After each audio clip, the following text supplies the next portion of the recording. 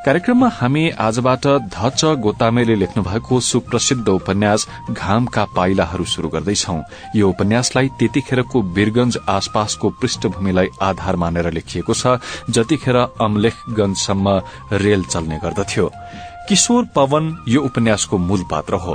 आफ्नो हजुरबुबासँग पवनको निकटता, बुबा पिताम्बरसँग उसको दूरी र आमासँगको घनिष्ठता, यिनै कुराहरूको वरिपरि उपन्यास घुमेको छ। मानवीय सम्बन्धका ससाना आयाममा खेल्दै उपन्यासकार गोतामेले यो सुन्दर उपन्यास तयार पार्नु भएको छ। उपन्यास घामका पाइलाहरूले 2035 सालमा मदन र साझा दुवै पुरस्कार जितेको थियो। हामी आशा गर्छौं यो उपन्यास तपाईंलाई मन पर्नेछ। प्रस्तुत छ उपन्यास घामका पाइलाहरूको पहिलो अंक। निन्द्रा बिउजियो। ठीक यसै बेला हिजो बिहान पनि रेलको तीखो सुसेलीले उसको निन्द्रा बिउझाएको थियो। धर्मशाला रेल स्टेशन भन्दा टाढा भए पनि रेलको लिक भन्दा टाढा छैन। दक्षिणबाट आउने रेल गुमटीनेरको आउटर सिग्नल नजिक पुग्न साथ यसै गरी नित्य नबिराई कर्णभेदी चित्कार गर्दछ। यस वखत बिहानको ठीक 4:30 बजेको हुन्छ।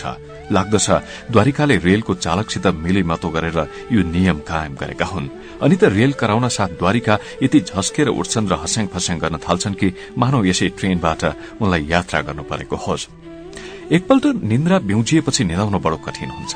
आँखा लोलाइरहे तापनि कान चङ्ख रहन्छ र मन नाना थरीका अतीतका कुराहरू उग्राइरहन्छ।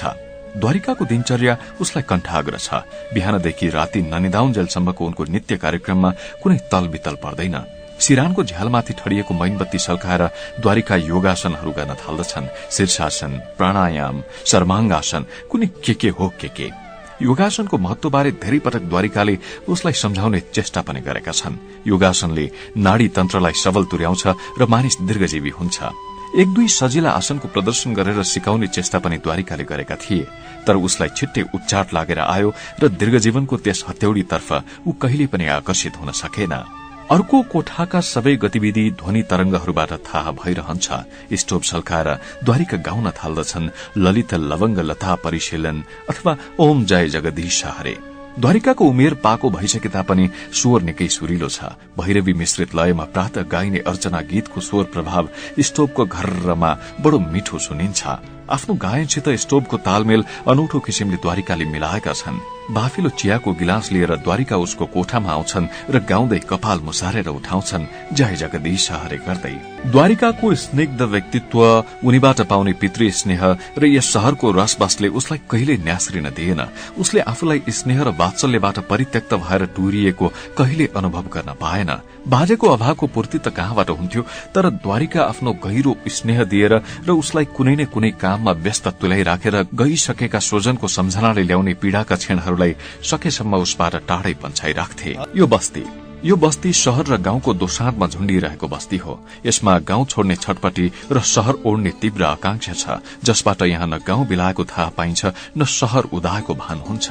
गाउँ र शहर दुवैको तत्व यहाँ छ्यासमिस भएकोले गाउँबाट आउनेले यसलाई शहर र शहरबाट आउनेले यसलाई गाउँ भन्दछन्। रेलवे स्टेशन यस शहरको प्राण हो, जहाँ विभिन्न दिशामा रेलहरू दौडन्छन्। संसारका अरू भूभागसित सम्बन्ध स्थापित गर्ने एकमात्र साधन पनि यही नै हो। जब जब रेल आउँछ यस शहरको तन्द्रा भंग हुन्छ। मानिस टाठाबाठा हुन्छन्। बाँकी समय नगरवासीहरू गम्छा ओछ्याएर पल्टिरहन्छन् र धुलौटे सड़कमा उखुका असंख्य गाडाहरूको लाम इंच इंच अघि सरिरहेको हुन्छ। द्वारिका नुहाएर आइसके।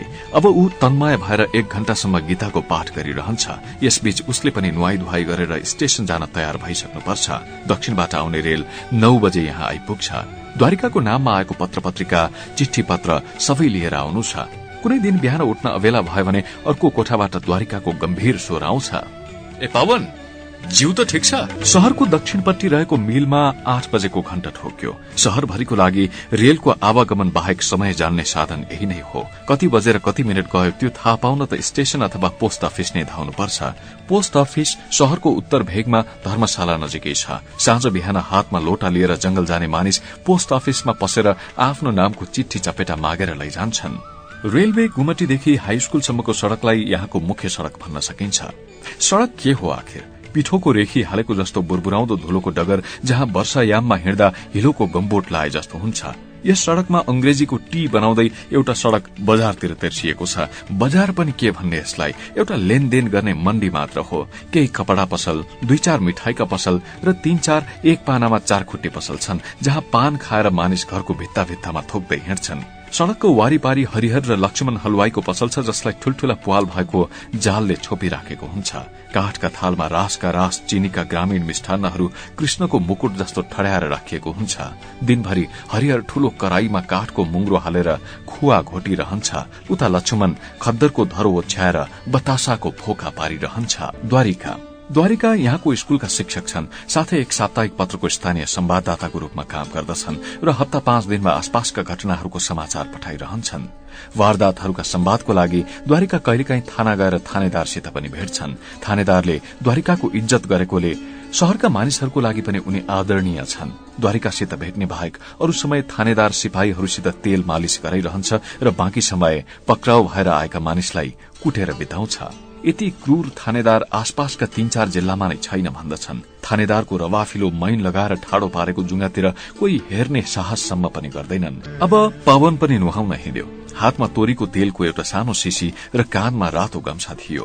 यस सानो शहरका स्नानार्थीहरूको यही रूप हुन्थ्यो। शहरभन्दा केही पश्चिममा एउटा नदी छ, धेरै टाढा छैन। दिउँसोको त भन्न सकिन्न, तर राति कसैले त्यहाँ रोयो भने शहरमा टड्कारै सुन्न सकिन्छ। यता के भनाइ छ कुन्नी, नत्र भने उहिले प्रत्येक बासिन्दाले मध्यरातमा नदी किनारमा एउटी आइमाईले आलाप बिलाप गरेको सुन्थे। पवनले पनि केटाकेटी अवस्थामा आकल झुकल सुनेको थियो। थानासितै टाङ्गिएको एउटा पोखरी छ। नदी र पोखरी दुवैको यहाँ ठूलो महत्व छ। यस शहरको लागि नदी धमनी हो भने पोखरीलाई मुटु भन्न सकिन्छ। तराईको असह्य गर्मीबाट केही बेरको लागि त्राण पाउन मानिसहरू ट्याम कुट्याम यही बाटुलो पोखरीको शीतल पानीमा डुबुल्की मार्ने गर्दछन्। पोखरीनिर पुग्न साथ पवनलाई हाँसो उठेर आयो। धेरै अघि केटाकेटी अवस्थाको यो घटना उसले फेरि सम्झियो। यही पोखरीमा नुहाउँदा नुहाउँदै उसलाई सहसा युवा बोध हुन गएको थियो। अरू कुन किसिमबाट बाल्यावस्था त्यागेर युवा अवस्थाको संघारमा आइपुग्छन्, त्यसवखत तिनमा कुन किसिमको शारीरिक र मानसिक परिवर्तन हुन्छ उसलाई थाहा छैन। तर उसलाई त एकै दिन एउटै वाक्यले हुत्याएर सहसा तन्नेरी बनाइदिएको थियो। त्यही दिनदेखि ऊ मानसिक स्तरमा युवा भएको थियो। यस शहरका अरू ठिटाहरूलाई जस्तै यो पोखरी उसलाई ज्यादै प्रिय थियो। बस्ने डेरा नजिकै पोखरी भएकोले उसलाई अरू भन्दा सुविधा थियो नुहाउने र खेल्ने। पोखरी के थियो, केटाकेटीको लागि एउटा झोलुङ्गो जस्तो थियो, जहाँ बुढाहरू हातखुट्टा चाल्दा चाल्दै हुर्किन्थे। पोखरीको पानीमा असहाय भएर हातखुट्टा बजार्दै पवन माछा जस्तै पौडी खेल्न पोख्त भइसकेको थियो। सुरुमा त पौडी सिक्न बडो गाह्रो भयो। बाजेसित ऊ सधैँ बिहान नुहाउन आउँथ्यो। पवनको कम्बरमा धोती बाँधेर बाजे पोखरीको बीचमा हुत्याइदिनुहुन्थ्यो। पवन असहाय भएर हातखुट्टा पछार्थ्यो, पानी घुट्क्याउँथ्यो अनि ज्यादै आत्तिएपछि बाजे उसलाई किनारमा तानेर स्याबासी दिनुहुन्थ्यो। त्यसै पौडी खेल्न सिकिन्छ जैरी। पोखरी किनारमा एउटा पिपलको रुख थियो।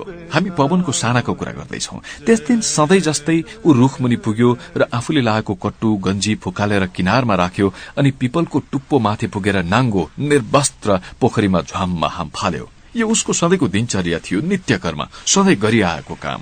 पवनले पौडी खेल्न सिकेदेखि घाटबाट पोखरीमा पसेर कहिल्यै नुहाएन। ऊ मात्र किन, शहरका सबै जसा ठिटाहरू त्यसै गर्थे। पिपल र पोखरीको ज्यामितिक दूरीलाई टुप्पाबाट हाम फालेर एउटा डायगनल बनाउँदै जोड्थे। ठिटाहरूको लागि माथिबाट हाम फालेर पोखरीको पानीमा गोली छेडे जस्तो छिर्नु आफ्नो पौरुषको घोषणा गर्नु जस्तै थियो। पानीमा झ्वाममा आवाज हुँदा किनारका मानिसको ध्यान आकर्षित हुन्थ्यो र मनमा नै प्रशंसा गर्दै ती बरबराउँथे, मर्छन् सालेहरू कुन दिन मुटु फुटेर। यसरी हामफालेको देखेर सबभन्दा असह्य हुन्थ्यो पार्वती दिदीलाई। झन् साह्रो पवनले हामफालेको देख्दा त उनको मुटु नै भयले ढुकढुक हुन थाल्थ्यो। ए पवन, तँलाई मर्नै छ भने अन्त कतै गएर मर। मेरो अगाडि किन सधैँ यो उपद्रो गर्छस्? कुन दिन गोइले घिच्याएर लैजान्छ यसलाई पातालमा। हुन पनि पवन र पार्वतीको नुहाउने समय साथसाथै मिल्न जान्थ्यो। गाली सुनेर ऊ हाँस्दथ्यो र अझ जिस्किन खोज्थ्यो। ए पार्वती दिदी, म गोइले मारेर पातालको माटो ल्याइदिउँ तपाईको लागि? ऊ पानीभित्र फेरि डुबुल्की मार्थ्यो र पोखरीको गर्भबाट एक मुठी हिले माटो ल्याएर उनीतिर फ्याँक्थ्यो। आफ्नो लुगा जोगाउँदै पार्वती झन् उतर्सिएर धारे हात लगाउँथिन्। सधैँ जस्तै त्यस दिन पनि उसले पोखरीको पेटबाट झिकेर एक मुठी माटो उनीतिर हुर्यायो। तर त्यस दिन पार्वतीलाई रिस उठेन, बेग्लै प्रतिक्रिया भयो। उनी बिस्तारै हाँसिन् र पवनलाई ढाकिन्। ए पवन बाबु, अलि नजिक आइज त, तँलाई एउटा कुरो भन्नु छ। अस्ति जस्तै आँखामा साबुनको फिज दल्दिनलाई। सत्य केही पनि गर्दिन। एउटा कुरा तेरो कानमा मात्र भन्छु, यहाँ आइज न। पवन संकित भएर बिस्तारै घाटको खुट्किलो उक्लिएर उनको नजिकै पुग्यो। पार्वतीको अनुहारमा कुटुनी हाँसो खेलिरहेको थियो। उसको जिउतिर औल्याउँदै पार्वतीले भनिन्, यत्रो लट्ठु भइसकिस् त, अझै नाङ्गे नहोचस्? कहिले एकान्तमा आफ्नो जिउतिर हेर्या छस्? जा हेर त, जिउभरि कहाँ रेखी फुटिसके। पार्वतीका आँखा उसको सारा जिउ छाम्दै छाम्दै तल ओर्लिएर एउटा केन्द्रबिन्दुमा टक्क अडिए। पार्वतीका शब्दले पवनको सारा शरीरमा एक्कासी बिजुलीको झट्का लागे जस्तो भयो। तिनका आँखा शरीरका जुन जुन भागमा परे ती पक्षघात लागेर शून्य र जड जस्ता भए। भीषण लज्जा र आत्मग्लानीको प्रचण्ड लप्काले सिंगै शरीर हुरहुरी बले जस्तै लाग्यो। चेतना शून्य जस्तै भएर ऊ पानीमा हाम फाल्यो।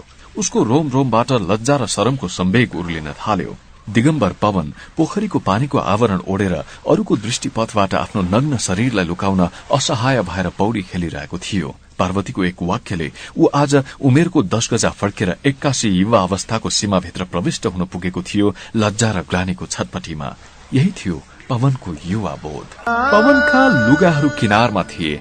पार्वती नगई ऊ कसरी लुगा फेर्न निस्कनेछ? उसले बिस्तारै घाटमा हेर्यो। 30-35 वर्षकी प्रौढा पार्वती कालो पेटीकोटको इजार छातीमाथि बाँधेर गोरा नाङ्गा र पुष्ट पाखुरा उचाली उचाली साबुनले मुख धोइरहेकी छन्। आज पवनलाई उसकी आमाको उमेरकी विधवा पार्वतीतिर निहालेर हेर्दा एक किसिमको सुख लाग्यो, रमाइलो बुझियो। रमाइलोको प्रतिक्रियाबाट उसमा आएको अपराध भावनाले गर्दा ऊ लुकी लुकी पार्वतीतिर हेरिरहेको थियो। पार्वतीले मुखभरि साबुन पोतरेकोले उसलाई सुटुक्कै हेर्ने सुविधा पनि थियो। उसले एकपटक फेरि दोहोरी जिउकी पार्वतीको पुष्ट आङ लिएर हेर्यो। आङमा ब्रेसरीका दुवै भित्ताको डाम प्रष्ट देखिएको थियो। उसले कतिपटक पछाडिबाट उनको ब्रेसरीको खीप लगाइदिएको छ, तर आज एकाएक महिलाप्रतिको उसको निर्लिप्त भावनामा आएको परिवर्तन देखेर ऊ स्वयं चकित परेको थियो। जा जैरी उता गएर फेर। नुहाई धुवाई गरेर हिँड्ने बेला पार्वतीले उसको लुगा हुर्याइदिँदै भनिन्, शहरबाट स्टेशन निकै टाढा छैन, तैपनि ढुङ्गो हुर्याए जति नजिक पनि होइन।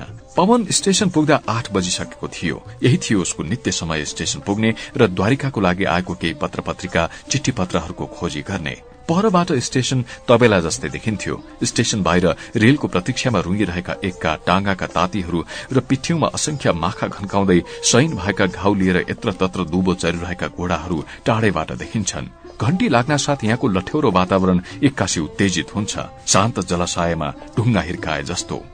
टाँगा चालकहरू सोचित्तसित चरिरहेका घोडाहरूलाई झटाझट साजबाज लगाएर जोत्ने चेष्टा गर्छन्। पानवाला गणेशी पातमा छिटो छिटो चुन खयर लगाउन थाल्छ।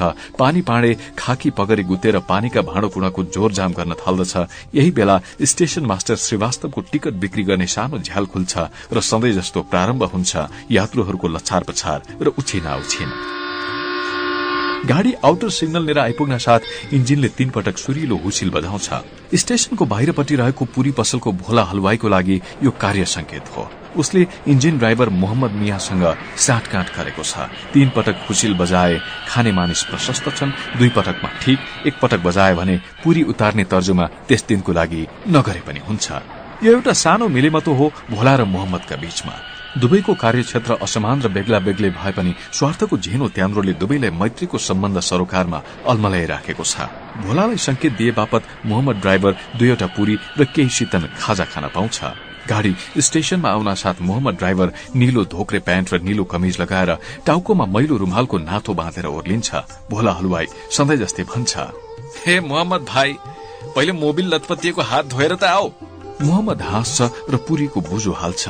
अब भोला भाइ, यो मोबिल र ग्रिज छ नि, यति प्यारो भइसक्यो कि लाग्छ मोबिलमा चोपेर तिम्रो तातो पुरी खाऊ है, या त ग्रिज दलेर छ नि सिंगे पाउरोटी उडाइदिऊ। शहरको यो सानो स्टेशन न यात्राको सिरानमा छ न त पुछारमा। स्टेशनको स्थानीयताले यात्राको थालनी वा विश्राममा कुनै निर्णयात्मक प्रभाव पार्दैन। केही बेर कोलाहलमा डुबेको स्टेशन रेल जान साथ आत्मा नभएको शरीर जस्तै शून्य, शान्त र निश्चेष्ट हुन्छ। अरू कामदारहरू जस्तै मोहम्मद ड्राइभर यात्राको दोस्रो चरण पूरा गर्न हिँडिसकेको हुन्छ। भोला हलवाई पसलको जाफडी लाएर घर जान्छ। स्टेशन जनशून्य हुन्छ। त्यहाँ अब न ग्रिज मोबिलको गन्ध आउँछ न त घिउ र तेल नै गनाउँछ। तर अहिले त भर्खरै रेल अडिएको छ। मोहम्मद आफ्नो दैनिक पानी पियाइको लागि ओर्लिन्छ। पुछारको डब्बाबाट गार्ड र टीटी पनि एकसाथ ओर्लिन्छन्। पवनको सरोकार रमानाथ गार्डसित पर्छ। ऊ सोझै गएर रमानाथलाई नमस्कार गर्छ र आफ्नो पत्र पत्रिका चिठी पत्रहरू सङ्घाल्छ। रेल यहाँ केही बेर रोकिन्छ। कालो सुण पिठ्यूमा थापेर इन्जिन पेटभरि पानी खान्छ अनि शेष यात्रु गाड़ीलाई छोडेर मालका डब्बाहरू केही जोर्ने र छाट्ने क्रम गरिरहन्छ। यसो गर्दा गर्दै झण्डै आधा घण्टाको समय लाग्छ।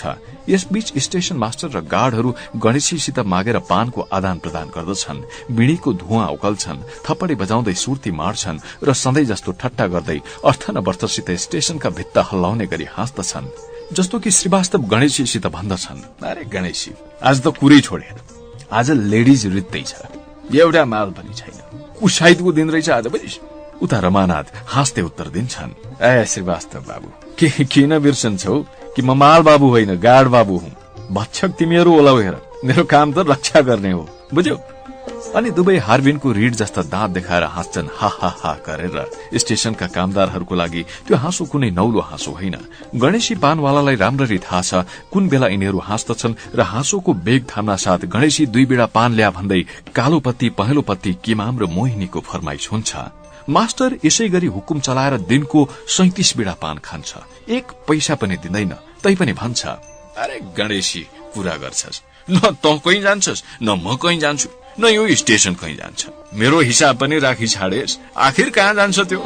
मैलिसकेको सेतो प्यान्ट र घिच्रोमा टम्म परेको कोटको कठालो च्यातिसके तापनि त्यसले बडो यत्न साथ स्टेशन मास्टर र उसले लागेको थोत्रो कमिज दुवैको इज्जत ढाकिराखेको छ। लामो सुस्केर हालेर रेल बाह्य सिग्नलको सीमा पार गरेपछि बिस्तारै बिस्तारै त्यो सरीसृप युगको लामकिरो जस्तो खस्रिँदै नदी किनारको आँपखारी भित्र छिर्न थाल्छ। गार्ड भ्यानको रातो टेल लाइट आगाको फिलिङ्गो निस्तेज भए जस्तै क्रमशः शून्यमा धमिलिँदै जान्छ। स्टेशन मास्टर सांकेतिक रूपमा एउटा आँखा झिम्क्याएर भन्छन्, है गणेशी, ल अब चालू भइजा, म चाहिँ क्वार्टरबाट घाँस टिपेर आइहाल्छु। है भइहाल्छ हजुर, हजुर घाँस टिपुन्जेल म सारा सरजाम जुटाइहाल्छु हजुर, पहिले यो पाङ्गीमुडा बिसाएर आउँछु हजुर। दुवै अट्टहास गरेर हाँस्छन्। घिच्रोमा झुण्डिरहने पान पसललाई गणेशीले जुन नामाकरण गरेको छ त्यो मास्टरलाई साह्रै मन परेको छ। यस अन्तिम अट्टहासबाट स्टेशन मास्टर र पान पसलेको औपचारिक सम्बन्ध समाप्त हुन्छ। भोलि रेल नआउन्जेलसम्मको लागि दुवै मैत्रीको एकै सूत्रमा बाँधिन्छन्। गणेशी त्यसपछि स्टेशनको प्रतीक्षालय सफा गर्नमा जुट्छ र दरी तन्ना ओछ्याएर सभ्य मानिसहरूले बस्ने लायक तुल्याउँछ। एकछिनपछि पल्याक पुलुक हेर्दै मानिसहरू आउन थाल्दछन्। स्टेशन मास्टर क्वार्टरबाट पान चपाउँदै आउँछ र भन्दछ, ल आउनुहोस् आउनुहोस्, मेरो 3 पाते क्लबमा पाल्नु भएका महानुभावहरूको म हार्दिक स्वागत गर्दछु। यसरी केही बेरपछि स्टेशनको वेटिङ रूम घनघोर जुवा अड्डामा दिनभरको लागि परिणत हुन्छ। यस सानो शहरमा पैसावालाहरूको लागि जुवा अपराध कर्म नभई मनोरञ्जनको व्यवस्था हो र समय कटनी गर्ने खेलबहाड पनि। रेल गइसकेर चकमन्न भएको स्टेशन यस कामका लागि उपयुक्त स्थान ठहरिएको छ। स्टेशन मास्टर आफ्नो वेतन बाहेक केही थप आय अरूको मनोरञ्जन गराएर उकास्छ। गणेशी पानवाला दिनभरि 3 पाते चमत्कारमा डुबुल्की मारिरहेका मानिसहरूको लागि पान बनाई बनाई खुवाउँछ र साँझ परेपछि अभ्यागतहरूको लागि भट्टीबाट महुवाको रक्सी शिशिका शिशी ओसार्छ पनि। स्टेशनबाट धर्मशाला आउँदा नआउँदै पवन थाकिसकेको हुन्छ। बाटो टाढाको नभए तापनि चर्को घाम र धुलो र भोकले लखतरान पारेको हुन्छ। तर भोक सम्झना साथ पवनलाई एक किसिमको असजिलो लागेर आउँछ। ऊ एउटा आँखा चिम्लेर देब्रेपट्टिको मुखको कुना विकृत जस्तो पारेर खुम्च्याउँछ। भोक नलागिदिए पनि निश्चित हुन सक्ने थियो नि। हो खाना बसेको बेला भातको थाल तान्दा एक किसिमको गानीले उसलाई अभिभूत तुल्याउँछ र लाग्दछ कुनै ज्यादै गरौं र गर्हित वस्तुलाई इच्छा विपरीत तानेर सामुन्ने ल्याइरहेको होस्।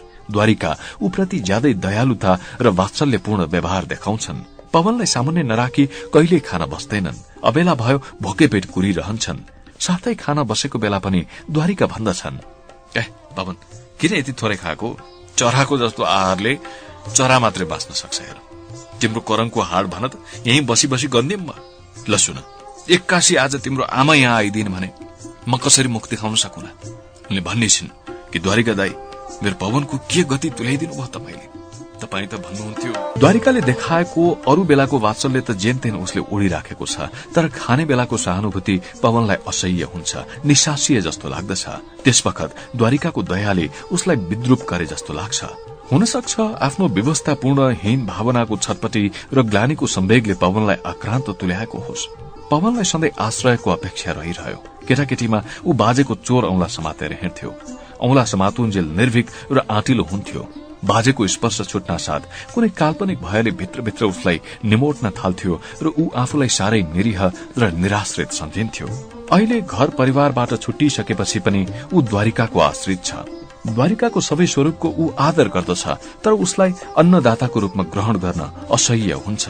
पवनलाई थाहा छ द्वारिका कुनै विशेष उद्देश्यको लागि यहाँ बसेका एक मध्यमवर्गीय व्यक्ति हुन्, जसलाई आफ्नो जीवन धान्नका अतिरिक्त प्रति महिना केही रकम कुनै यस्तो ठेगानामा पठाउनुपर्छ जसबारे द्वारिकालाई मात्रै थाहा छ। एउटा सानो शहरको साधारण शिक्षकको आमदानी कति नै हुन्छ र? वास्तवमा यतिका दिन द्वारिकाको सहवासमा बस्दा पनि उनले कहिले आफ्नो आमदानीको यथार्थ रकम पवनलाई थाहा दिएनन्। रकम ज्यादै सानो होला तब त थाहा दिएनन्। एक दुई पटक पवनले उनको आमदानी बारे कुरो कोट्याउन पनि खोजेको थियो। उसलाई ठूलो आत्मसन्तोष हुने थियो यदि द्वारिकाले प्रशस्त आमदानी हुन्छ भनिदिए, किनकि पवन परजीवी भएर बस्न चाहँदैनथ्यो। एकपटक उसले लोको बाबु कहाँबाट पाएको पारिश्रमिक द्वारिकाको हातमा राखिदिने चेष्टा नगरेको पनि होइन, तर उसको केही सिप चलेन। हेर पवन, तिमी मेरा भान्जा हो, झोलीका देउता। तिमीले दिनु र मैले हात थाप्नु हाम्रो सामाजिक दृष्टिले अनैतिक ठहरिन्छ। बरु त्यो पैसाबाट तिमी आफ्नो लेखपढ गर, लुगा फाटो चलाऊ, तर म लिन सक्दिन। स्टेशनबाट आएर पवन थकाईको लामो सुस्केर हाल्छ र द्वारिकाको सामु झोलामा ल्याएका पत्र पत्रिका, चिठीका ठूला साना बन्द खामहरू ओहिराइदिन्छ। किन पवन, धेरै बेर लाग्यो त आज? पवन कुनै उत्तर दिँदैन। द्वारिकाको त्यो नित्य प्रश्न हो जसको उत्तर सधैँ फर्काइरहनु आवश्यक पनि छैन। पत्र पत्रिकाको अम्बल लागेको मानिसलाई पत्रिका हेर्ने भोक तीव्र हुन्छ, भोजनको क्षुधा भन्दा पनि तीव्र। यही व्यग्रताले गर्दा सधैँ द्वारिकालाई लाग्दछ कि पवन अबेला आयो। द्वारिका पढ्ने चस्मा लाएर एक एक पत्र उल्टाई पल्टाई हेर्न थाल्दछन्। पढ्दा पढ्दै चस्माको ऐनामाथिबाट आँखा उकासेर पवनतिर हेर्छन्। पवन, तिमीलाई भोक लाग्यो होला, जाऊ गएर के खाऊ। पवन चुप लाग्छ, अर्थात साथै खाउला भन्ने आशय। एकछिनपछि पल्लोपट्टिबाट शुद्ध पवित्र हिन्दू होटल मालिकको चित्कार सुनिन्छ। श्री द्वारिकानाथ शर्माज्यू, श्री पवन कुमार उपाध्यायज्यू, एक दृष्टि यता पनि दिनुहोस्, भोजनको यहाँ सिंजुरो उम्रिसक्यो। हेर्न फेरि हल्ला गरेको यसले, इडियट छ यो बाहुन। कतिपल्ट मैले भनिसके सभ्य शब्दमा आएर बिस्तारै भन्, भान्सा तयार भयो, बुझिन्छ नि हामी। तर यो पुच्छर कहिल्यै सोझो हुन सकेन। द्वारिका पढ्दा पढ्दै भुनभुनाउँछन्। होटल मालिकलाई सामुन्ने देखेपछि पवनलाई गाँस छिर्दैन। मनमा एक किसिमको जुगुप्सा जागृत भएर आउँछ। भयानक मोटो काया, रातो गम्छा मात्र बेरेको नग्न शरीरमा 6 डोरे जनैको लुणो भइसकेको मैलो धागो, घमौराको पुल ओभर लाए जस्तो सधैँ चुहुँदो पसिनाले नुहाएको शरीर, उसको पेट अन्तिम हावा दिएर टुन्किएको विशाल बेलुन र उसको नाइटो बेलुनको बाँधेको मुख जस्तै आधा इन्ची बाहिर लत्रेको देखिन्छ। द्वारिका होटलको मालिकको पर पड्किन्छन्। ए साउजी, कि नाइटो चिराएर आऊ कि लुगा लगाएर ढाकछोप गर। मनुष्यको लज्जा जुन छ नि, त्यो तल गम्छा बेरेर मात्र जाँदैन। शरीरमा लज्जाका धेरै स्थान हुन्छन्। खै कुरो बुझे? होटल मालिक हाँसिदिन्छ। त्यसैले त भनेको छ, एकाम लज्जाम परित्यज्य सर्वत्र। सुन्या छ कि छैन? खाइसकेपछि होटल मालिक पल्टिरहेको पवनसित जिस्किन आइपुग्छ। ए पवन बाबु, मुख शुद्धि खुवाउनुहोस् न। अनि बडो विभत्स ध्वनि झिक्छ, कोरा नैनसुतको थान च्याते जस्तै। पवन ग्लानी र अपमानले आहत हुन्छ, तर केही पनि बोल्न सक्दैन। धर्मशालाको रेखदेख गर्ने व्यक्ति पनि यही भएको र द्वारिकाको अन्नदाता पनि भएकोले पवन उसलाई केही कडा भन्न सक्दैन। फिस्सा हाँसिदिन्छ। भाउन भन्छ, तपाईको नाम पनि त पवन हो नि। अनि कुनै गूढ अर्थ प्रकट गरे झैं धर्मशाला थर्काउने गरी हाँस्दछ। हाँसो सुनेर अर्को कोठाबाट द्वारिका आउँछन्। ए पण्डितजी, तपाई फेरि पवनको कोठामा जानुभयो? मैले कतिपल्ट भनिसके तपाईलाई, जे चाहिन्छ कि मसँग माग्नुहोस्।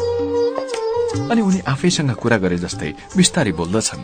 यस्तो अशिष्ट मानिस त मैले कहीँ पनि देखेको थिइनँ। दिउँसो चकमन्न हुन्छ। द्वारिका पढ्दा पढ्दै के बेरको लागि निदाइसकेका हुन्छन्। होटल मालिक बेलुकीको भोजनको तारतम्य मिलाउन हिँड्छ, तर पवनलाई भने निन्द्रा लाग्दैन। नजिकै लोहरापट्टिबाट तापके पिटेको एक रस ट्वाङ ट्वाङ आवाज आइरहन्छ। बैलगाडीले उडाएको धुलोले जलजलाउँदो घाममा एक तमासको विरक्त वातावरणको सृजना गरिरहेको हुन्छ। उडेको धुलोले गर्दा सदैव एउटा मानिस तुवालोको झिनो बरको सिंगे शहरले ओढिराखेको भान हुन्छ। द्वारिका भन्दछन्, घाम घाम होइन पवन बाबु, यो बानी अथवा अभ्यास मात्र हो। र उनी देखाउँछन् टाढा नदी किनारको खेतमा भीषण सूर्यताप सहेर उदाङ्ग शरीरले हलो जोतिरहेको मानिस।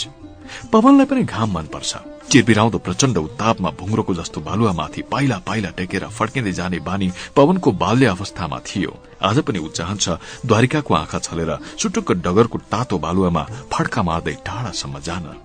शिशु अवस्थाको सम्झनाले पवनका पैताला चिलाउन थाल्छन्। उठेर ऊ नरिवलको जटाको पाउपोसमा पैताला तल्न थाल्छ।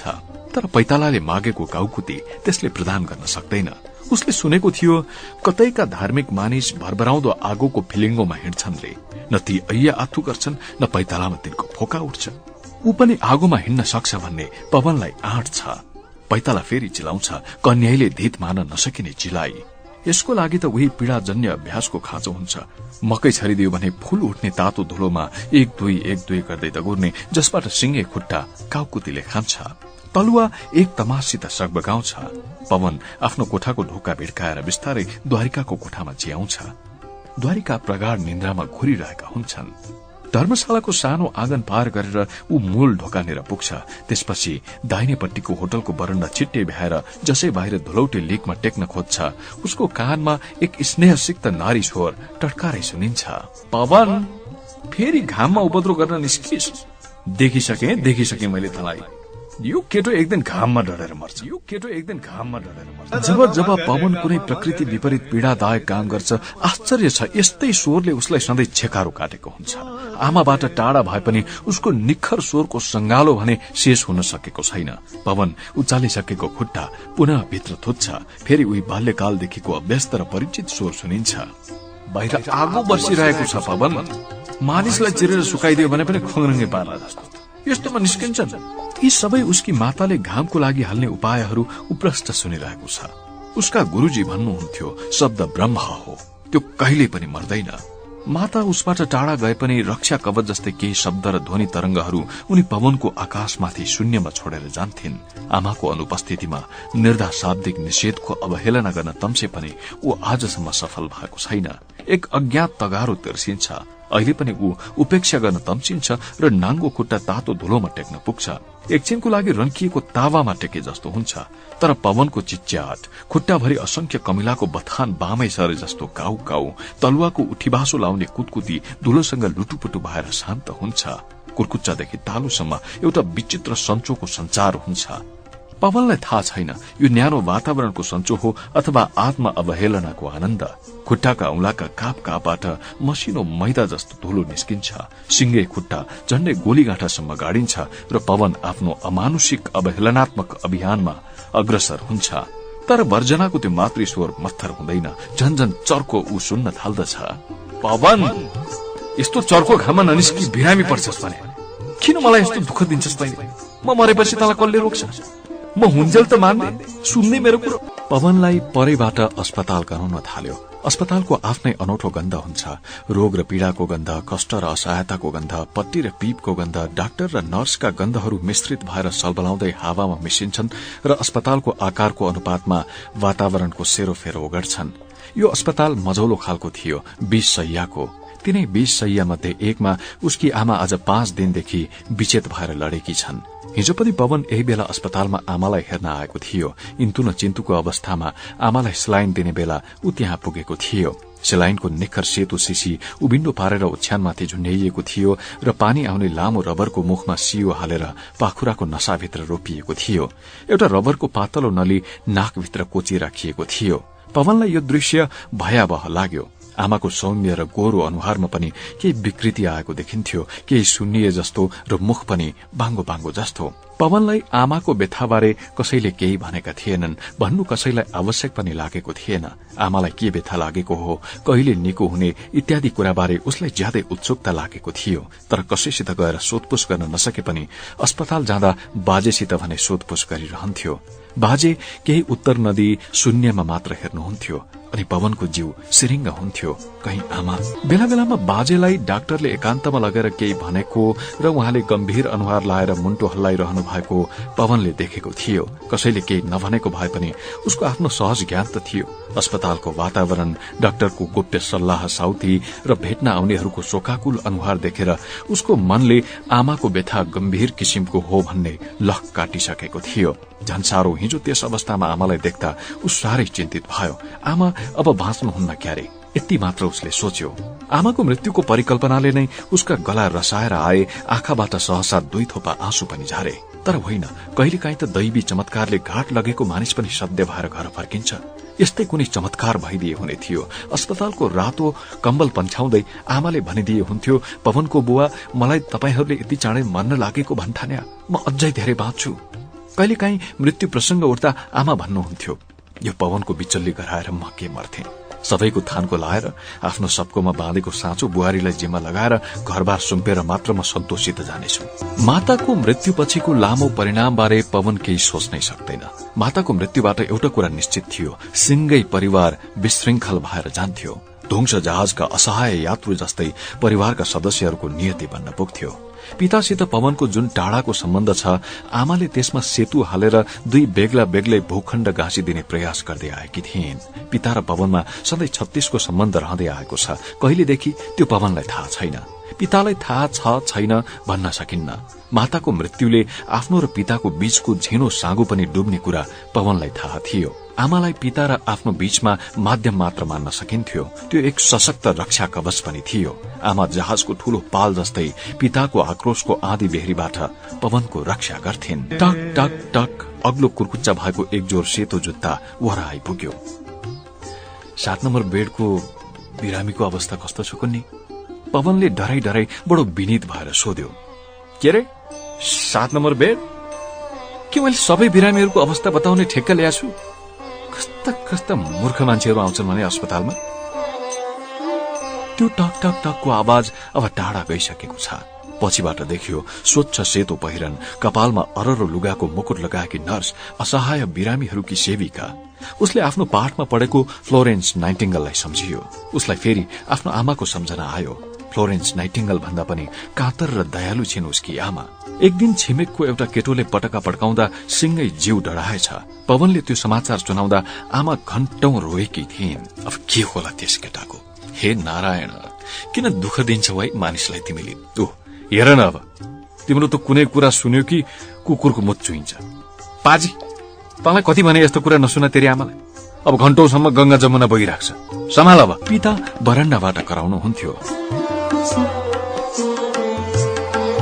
अस्पताल सानै भए तापनि सुकिलै छ। सफा लुगा लाएका डाक्टर र नर्सहरू छन्। डाक्टरको संख्या थोरै छ, यस्तै 3 वा 4 जना होलान्। यी मध्ये 2 जना डाक्टरलाई त पवनले चिनेको पनि छ। भेट हुँदा 2 हत्केला जोडेर नमस्कार पनि गर्दछ। ती मोटो फ्रेमको चस्मा लाएर सनासो जस्तो नलीको माला लगाइराख्दछन्। पवन केटाकेटी हुँदा डाक्टर र महादेवको मनमा नै तुलना गर्दथ्यो। दुवै मानिसहरूको रक्षा गर्दछन्। दुवैले देख्न साथ मानिस हात जोडेर नमस्कार गर्दछन्। दुवैको गर्दनमा सर्प अथवा सनासो छ। ऊ मनमा नै भन्थ्यो, हे महादेव, मलाई डाक्टर बनाऊ, म तिमी जस्तै हुन्छु, तिम्रो नजिक पुग्छु। यो तुलना गरेकोमा ऊ मनमा नै खुशी पनि हुन्थ्यो। आजसम्म यस्तो कसैले सोचेकै छैन होला। त्यस दिन उसलाई लाग्यो पिता अवश्य प्रसन्न हुनुहोला उसको विचार सुनेर। तर पिताको प्रतिक्रिया बेग्लै थियो। ए सुन यसका कुरा, त्यो लोभी डाक्टर हुन्छ नि, डाक्टर र महादेव यसलाई उस्तै लाग्छ अरे। औषधिमा पानी हालेर मिक्सचर बनाउने डाक्टरलाई महादेव भन्छ, मूर्ख खै। डाक्टरलाई श्रद्धाले हो मान्छेले नमस्कार गर्ने? डरले गरेका। औषधिमा जथाभावी गर्ला, ज्यानै लिएला भनेर। नत्र मान्छेले किन देउताको तस्बिर कोठामा राख्थे र डाक्टर घरमा नपसोस् भन्थे? यस्तै फाल्तु कुरा सोचेर गिदी सिधी बिगारिसक्यो। कतिचोटि भने मैले तिमीलाई, यसलाई एक मात्रा अश्वगन्धारिष्ट खान देऊ, यसको दिमाग सप्रोस् भनेर। पवनलाई आश्चर्य छ। उसले जे विचार प्रकट गरे पनि पिता त्यसलाई टुक्रा टुक्रा गरेर छ्यान्न बेन्न पार्दिनुहुन्छ र जहिले पनि अन्त्यमा अश्वगन्धारिष्ट खुवाउने कुरा झिकेर होच्याउनुहुन्छ। पिता स्वभावबाट अल्पभाषी भए पनि अनुभवी र तार्किक मिजाजको मानिस भएकोले उहाँको तर्कलाई दोहोरो जवाफ दिएर पवन काट्न सक्दैन। मनमा नै विरोध गरे पनि मुखबाट शब्द फुट्दैन। पिताको हरेक तर्क पवनलाई सत्य लाग्दैन, तर गर्ने के? जहिले पनि पवन निरुत्तर भएर आत्मग्लानीले फेछारिएर फर्किन्छ।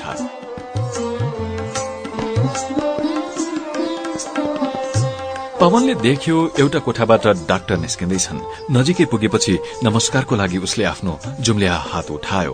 पवन केही सोध्नको लागि उठानका शब्दहरू खोज्दै थियो कि डाक्टरले सोधिहाले, आमाको अवस्था सोध्न खोज्या होला होइन? स्वीकृतिमा पवनले टाउको मात्र हल्लायो। अब हेर बाबु, तिम्रो आमा आज 3 दिनदेखि मृत्युसित संघर्ष गरिरहनु भएको छ। हामीले पनि आफ्नो शक्तिभन्दा बढी प्रयत्न गरिराखेका छौं, तिमीले देख्या छौ पनि। तर अब यस अस्पतालमा साधन स्रोतको कमी छ। त्यसैले गर्दा पनि हाम्रो सबै प्रयासलाई उहाँको रोगले अहिलेसम्म असफल तुल्याइराखेको छ। डाक्टर साहब, अनि आमाको रोग चाहिँ के हो? हेर बाबु, अब यो रोग के हो भन्ने थाहा पाउनु भन्दा पनि रोग कति कडा हो त्यो तिमीले थाहा पाउनुपर्छ। डाक्टर केही बेर अडिन्छन् र फेरि बोल्न थाल्छन्। यो एक स्त्री रोग हो बाबु, पाठेघर सम्बन्धी रोग। अब अपरेसन गरेर सिंगे पाठेघर झिक्दिन पाए यो रोग काँडा झेके जस्तै स्वतः समाप्त भएर जान्छ। तर गर्ने के? यो सानो शहरको अस्पतालमा कुनै साधन छैन जसले गर्दा यस्ता रोग पनि असाध्य हुन गएको छ। डाक्टर साहब, त्यसो भए के आमा? अब हेर, जसरी बेला पुगिसकेको मान्छेलाई मर्नबाट बचाउन सकिन्न नि, त्यस्तै गरी जीवन धान्न बाँकी रहेकाहरूलाई पनि मृत्युले आफ्नो ग्रास तुल्याउन सक्दैन। केही यस्ता सुखद संयोगहरू एकाएक उब्जिँदा रहेछन् जसले गर्दा मृत्युको ग्रास हुन आँटेका रोगी पनि जीवनको ज्योति पाएर स्वस्थ भएका देखिएका छन्। आज यस्तै एउटा सुखद संयोगको वरदानले गर्दा तिम्रो आमामा नयाँ जीवनी शक्ति संचार गर्ने क्षीण आशा हामीले लिएका छौं। म आशान्वित भएको छु पवन। हेरौं अब ईश्वरको इच्छा के छ। अस्पतालभित्र पस्ने बेला पवनलाई आफ्नी आमाको जीवनबारे जुन गहिरो चिन्ताले छोपेको थियो अहिले त्यो हराइसकेको थियो। डाक्टरका वाक्यहरूले गर्दा पवन साह्रै प्रफुल्ल बनेको थियो। ऊ स्वयं पनि यस्तै संयोगको परिकल्पना गर्दै अस्पतालतर्फ आइरहेको थियो। कहिलेकाहीँ मृत्युशय्याबाट मानिस यसरी स्वस्थ भएर उठ्छन् मानौ ऊ एक लामो निन्द्रापछि भ्युजिएको होस्। तर पवनको परिकल्पना आमाको स्नेहबाट मात्रै प्रेरित भएको थियो। बरु डाक्टरले अवश्य पनि कुनै खँदिलो यथार्थको आधारमा आमाले नयाँ जीवनी शक्तिको वरदान पाउने कुरा गरेको हुनुपर्छ। पवनको किशोर स्वभावले गर्दा ऊ बढी उत्फुल्ल हुन गयो र शय्यानिर उभिएका मानिसहरूको निराशापूर्ण स्तब्धतालाई भंग गर्दै भन्यो, आमालाई केही हुँदैन, हेर्नुहोस्, हामीहरूले आत्तिनुपर्ने केही पनि छैन। पिताम्बरले आग्नेय नेत्र लाएर पवनतिर हेरे। पवनले आफ्नो अवस्था नसुहाउँदो कुरा आफूभन्दा मान्नुपर्ने बुजुर्गहरूका सामु गरेकोले उसका बाजे पण्डित दुर्गानाथ पनि चकित थिए। पिताम्बर पवनमाथि ओइरिनै आँटेका थिए, तर त्यहाँको वातावरणलाई विचार गरेर उनी केही पनि बोलेनन्। पवनको स्वर सुनेर उसकी आमाले आँखा खोलिन्। ज्यादै क्षीण स्वरमा पवनलाई बोलाइन् र आफ्नो छातीमा टाँसिन् अनि अझ मसिनो स्वरमा, जो कि पवन मात्र सुन्न सक्थ्यो, फुसफुसाउँदै भनिन्, हेर छोरा, अब म बाँच्दिन। हेर, म छैन भनेर घाममा नडुल्नु। म माथिबाट हेरिराख्छु। के भन्नुभएको आमा? तपाईको आयु अझ धेरै बाँकी छ। मलाई विश्वास छ आमा, तपाईलाई केही पनि हुँदैन। पवन फेरि पनि अरूले शून्य गरेर टाठो स्वरमा भनिरहेको थियो र उभिएका सबै उदेक मानेर पवनतिर हेरिरहेका थिए। यतिकैमा पवनसित कुरा गर्ने डाक्टर कोठाभित्र पसे। उसको पछि पछि पहिरनबाट डाक्टर देखिने एकजना विदेशी पनि पसे। तपाईहरू एकैछिन बाहिर गइदिनु पर्ला, हामी बिरामीको जाँच गर्छौं है। डाक्टरले सबैजनालाई बाहिर पठाए। धेरै जाँच गरिसकेपछि बिरामीलाई स्ट्रेचरमा हालेर अपरेशन गर्ने कोठातिर लगे। सबै उत्सुक भएर डाक्टरतिर हेरिरहेका थिए। सबैको आँखामा बिरामी बारे मूक प्रश्नको आभास पाएर डाक्टर एकछिन अडिएर भन्न थाले, उहाँ चाहिँ नयाँ आउनु भएको डाक्टर हो, डाक्टर डङ्कन। उहाँले नै तपाईको बिरामीको अपरेशन गर्दै हुनुहुन्छ। यो भारतको छिमेकमा मिशनरी अस्पताल चलाएर बसेका डाक्टरले केही महिना अघिदेखि हाम्रो अस्पताल निरीक्षण गर्ने आशय प्रकट गरिराखेका थिए अनि हामीले झण्डै 20 दिन अगावै यहाँ आउनको लागि आजको मितिमा उहाँलाई निम्तो गरेका थियौं। अब अपरेशनको सामान केही बेरमा उहाँका मान्छेहरूले लिएर आउँदै हुनुहुन्छ। तपाईहरू आत्तिनुपर्ने कुनै कारण छैन। अब डाक्टर डङ्कन आइसक्नु भएको छ। हामीलाई के लाग्छ भने तपाईको बिरामीले नयाँ जीवन पाउँदै हुनुहुन्छ। उपन्यास घामका पाइलाहरूको पहिलो अंक यही सकिन्छ। हामी आशा गर्छौं आजको अंक तपाईलाई रोचक लाग्यो। पवनका जीवनका केही पाटोहरू मात्र हामीले आजको अंकमा देखाउन सक्यौं। आउँदो अंकहरू सुन्दै गर्दा पवन तपाईलाई आफ्नै मान्छे जस्तो प्रिय लाग्न थाल्नेछ। हवस् त, आजको अंक यति नै। उपन्यास घामका पाइलाहरू र यस कार्यक्रमबारे तपाईको धारणा पठाउन चाहनुहुन्छ भने तपाईलाई हार्दिक स्वागत छ।